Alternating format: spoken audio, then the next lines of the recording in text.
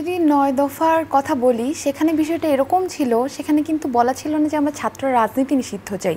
ওখানে বলা ছিল সন্ত্রাসী লেজুর ভিত্তিক যে ছাত্র রাজনীতি সেটা বন্ধ করতে হবে এবং ছাত্র সংসদ নির্বাচন চালু করতে হবে। এখন আমি সন্ত্রাসী লেজুর ভিত্তিক ছাত্র রাজনীতি বলতে কি বুঝবো, সেটা আমরা বুঝবো যে ছাত্রলীগের বিষয়টা আমরা দেখেছি যে তারা কিভাবে আসলে সন্ত্রাসী, দখলদারিত্ব, চাঁদাবাজি, টেন্ডারবাজি এই কাজগুলো করেছিল, স্টুডেন্টদের মনে ভীতি তৈরি করে রেখেছিল, সেই জায়গাটা আমরা দেখেছি। এবং তারা আমি বলবো যে আওয়ামী লীগের তল্পিবাহক ছিল।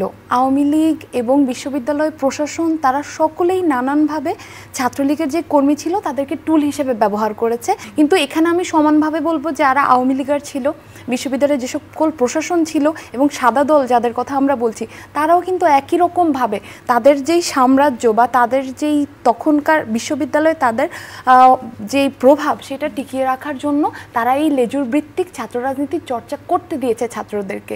এবং কি হয়েছে, যারা বিশ্ববিদ্যালয়ে ভর্তি হতে এসেছে, যারা আসলে পলিটিক্যালি কনসাস না, তারা ছাত্র রাজনীতির চিত্রটা এরকমই দেখতে পেয়েছে যে এখানে সন্ত্রাসী হয়, চাঁদাবাজি হয় এবং এরা কি করে, এরা দলীয় যেই লেজুর ভিত্তি রয়েছে সেটাই আসলে ক্যারি করে।